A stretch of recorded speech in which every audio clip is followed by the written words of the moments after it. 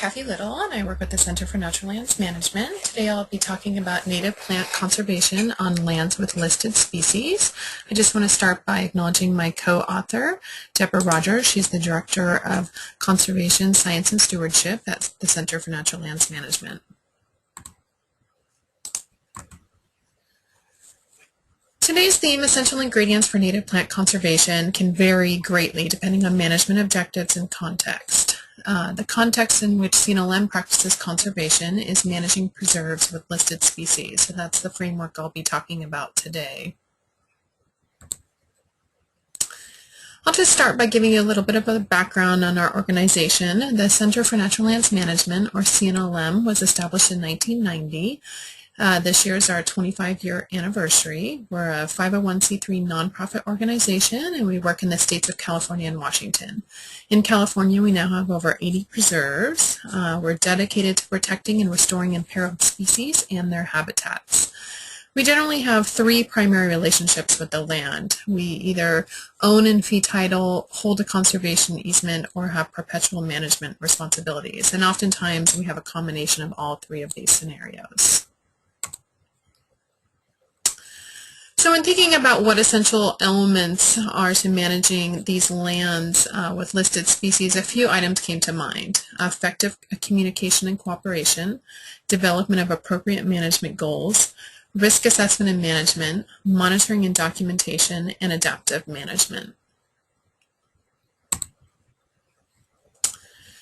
When thinking about this subject of managing conservation lands with listed species, I thought it might be more effective to select an example tool that we use and talk about that because it's such a big subject. So today I'll be talking about grazing as a vegetation management tool on our preserves.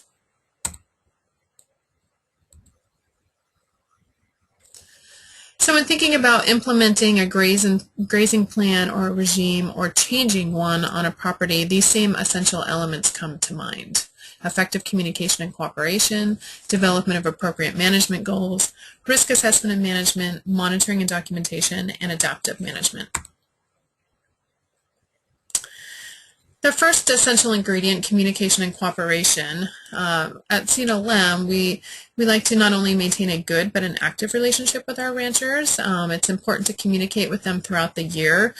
If an issue arises and we have active communication throughout the year, it tends to be that the rancher will more likely contact us if that issue arises, which is important because we like to be a part of making decisions, both having the rancher and the land manager a part of those decisions, because sometimes you might have one outcome for a decision for the operation, but there might be multiple outcomes for the habitat.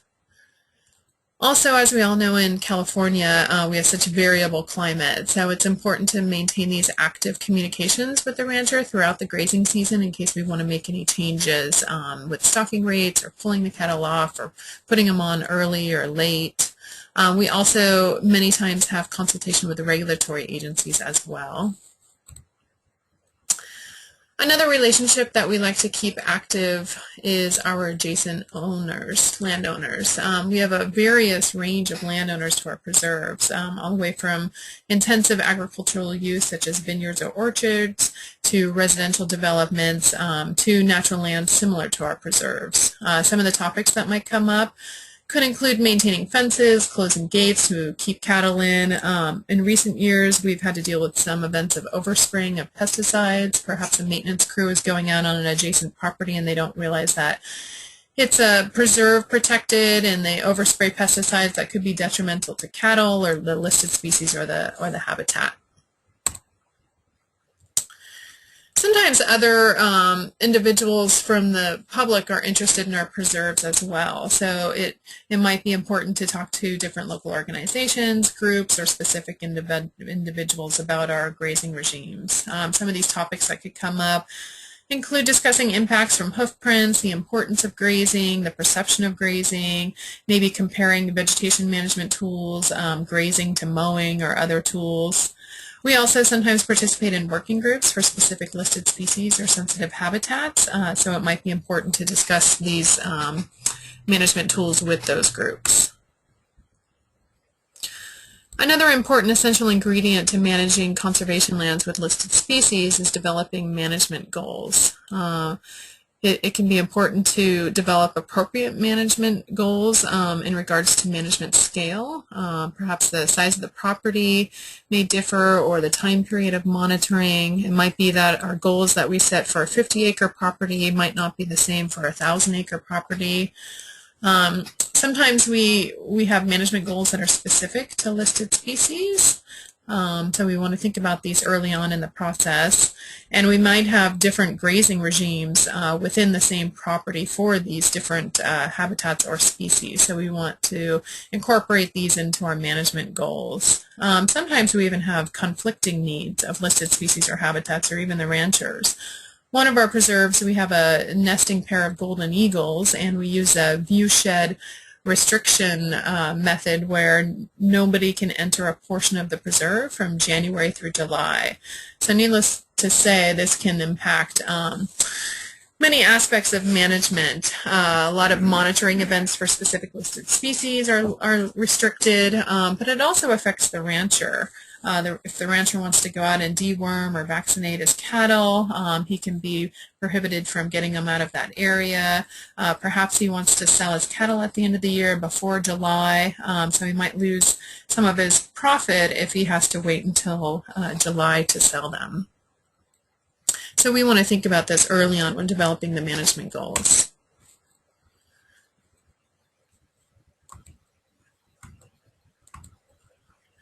Also, in developing management goals, it's important to think about grazing infrastructure or restrictions. If you have an active grazing operation on a preserve, there's a certain amount of grazing infrastructure that's needed.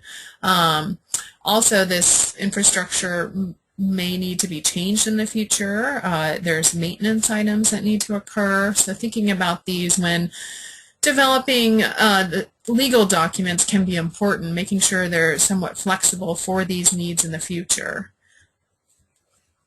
We also might determine that certain areas need to be restricted from cattle in our management plans, but later realize that there's weed problems and want to reintroduce the cattle. So we have to think about whether we want that flexible, or if we're going to need to go through an approval process later to make those different decisions.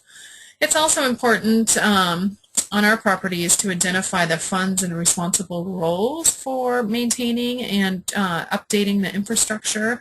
It can be really expensive to update or completely replace a five barbed wire fence for miles along a preserve boundary. So it's important to think about this early on. When we're developing our management goals on some of these properties with grazing, we not only think about the sustainability of the habitat, but also the sustainability of the ranching operation. Without a sustainable ranching operation, that vegetation management tool is not sustainable. And again, when contrary to the example given earlier, it might be that some of these decisions, there might be great differences in profit for a grazing operation, but fairly similar outcomes for the habitat. So always discussing this with the rancher can be important when developing these management goals. Also, as talked about before, communication with the ranchers is important in case we want to make plans for any drastic events. In recent years, we're all familiar with drought conditions. It might be that some funding needs to be put aside for such years as droughts or other drastic events. Just having an open discussion of what might occur on these years where there are drastic events, and whether there's anything we can plan or do ahead of time to resolve those. Risk assessment and management is also an essential ingredient in managing lands. We like to take care in our planning if we're going to implement or change a grazing regime on a property. It might be that we want to talk with others or do a literature review and see if any studies have been completed on the same species or related species or those habitats. Perhaps we want to implement a pilot study. We also want to take care in implementing the grazing regime. Perhaps we want to do a site evaluation to determine whether grazing is appropriate for the entire property. Perhaps there's a need for different grazing regimes on different portions of the property, and we need to implement some temporary fencing or permanent fencing. Perhaps we want to protect some components of the habitat, such as springs. Another tool that we use to reduce risk or manage it is develop a lease or services agreement with our ranchers and put in specific terms and conditions. Here's a list of some of the example specific terms and conditions that go into some of our services agreements. Supplemental feeding, we might want to talk about whether this is completely restricted or they're allowed to have supplemental feeding on site. Perhaps it has to be certified weed-free. We can make all of our specific conditions here and also put in the right to request livestock removal if we are observing any impacts to the habitat. Some of the other implements that reduce risk that are likely already in place on our properties are management plans, conservation easements, or permit conditions. Monitoring and documentation is an important aspect of managing our lands. We manage our lands in the context of perpetuity. So not only record keeping and document maintenance, but added detail where this can be repeated in the future by others. Perhaps we've implemented monitoring protocols, but we need to actually document the details so people can repeat those in the same manner. We need to develop appropriate monitoring surveys that address the management goals that we've developed. Sometimes we're required to complete specific monitoring protocols, fulfilling these requirements either on permits or other legal documents. We also might need to report to agencies or other groups. And again, just in communication, it's always important to for us to communicate these results to the rancher as well. Adaptive management is always an important aspect of managing lands. We like to monitor our management actions over time, evaluate those results, and use those results to adaptively change grazing regimes in the future. Like I said, we like to discuss this with the rancher and talk about any future changes, at least meeting with them once a year to talk about that following year, whether any changes need to be made. We also might be required to discuss some of these proposed changes with regulatory agencies and have to get approval from them. Some of the examples of changes that could be made are the types of animals that we put on site, the stocking rate, the length or timing of grazing, the type of the regime, whether it's rotational, year-round, seasonal. Perhaps we want to eliminate grazing from certain areas or reintroduce grazing to specific areas. And I'll just end here by giving a brief overview of an example grazing regime that we've implemented in the last few years at one of our preserves, the Alkali Grasslands Preserve. This preserve is located in Woodland, California. It has alkali grassland habitat with alkali playas. It supports a federally listed plant species, the Chlorophyron palmatum. It also has various other CNPS listed species and wildlife species. One of the main vegetation management tools that we use is controlling the non-native annual grasses. Primarily we have an issue with Italian ryegrass, similar to other grassland habitats in California. In the last few years we've implemented a grazing strategy and a monitoring program. And I'll just go through the essential ingredients that I talked about previously and talk about them in context of this preserve. Communication and cooperation. We are working with a local rancher. We've consulted with local experts, had them on the site, talked to them on the phone, consulted with them, communicated with the landowners, the regulatory agencies, and the adjacent landowners. We've worked with the City of Woodland to supply a water source, and we've discussed the grazing with a working group that we participate in for the federally listed plant species, Chlorophyron palmatum. As far as developing management goals, we have a primary objective to establish a grazing strategy to reduce non-native plants, promote native grasses and forbs, including listed plant species, and avoid impacts to existing wetlands and listed plant species. As far as risk assessment and management, we've established a services agreement with specific terms and conditions with the rancher. We obtained a memorandum of understanding with California Department of Fish and Wildlife. We've developed a draft grazing strategy and discussed this with the experts that were on site and then revised that from the discussions. We initially only grazed a portion of the preserve, And we set up long-term monitoring plots to compare different vegetation management techniques. Also, we've fenced off the core population of that federally listed plant species, Chloropyron palmatum. To address monitoring and documentation, we established permanent monitoring plots with different treatments: grazing, mowing, burning, then grazing, and control plots. We've completed photo documentation at various times of the year in these monitoring plots. We've conducted early and late season vegetation monitoring each year, residual dry matter surveys. We've established some grazing exposure cages on site so we can easily compare the grazing to non-grazing. We've also done some grazing monitoring throughout the grazing season, just looking at where the cattle are actually grazing on site, at what times of year, what species they're eating at what times, and kind of correlated with that is doing a plant phenology monitoring, just tracking the stages of a list of target species on site. Here's a figure that shows the preserve. There's 4 preserve units there in red.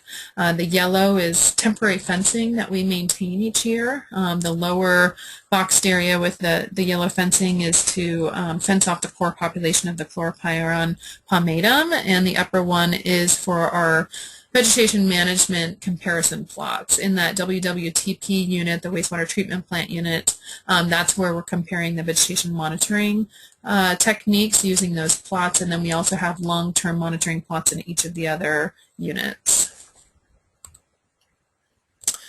As far as adaptive management, we have made some changes in the last 3 years through this program. We've now included all preserve units in the grazing strategy, and we've recently been leaving 1 unit ungrazed each year for bird nesting habitat. Now that the thatch layer has been reduced, we've moved grazing to primarily in the spring instead of throughout the wet season. In the beginning, we had a very thick thatch layer, and now that that's reduced, we can modify our grazing strategy. We've continued to remove the cattle during the summer for summer annuals and primary growth period of the federally listed plant. We continue to complete the vegetation management comparison plots and that monitoring program. We did change to lighter weight yearlings for grazing instead of a cow-calf operation, and we continue to graze most of the playas and the federally listed plant except that 1 core population that's been fenced off because we haven't observed any impacts to those areas. And with that, I will end my presentation there.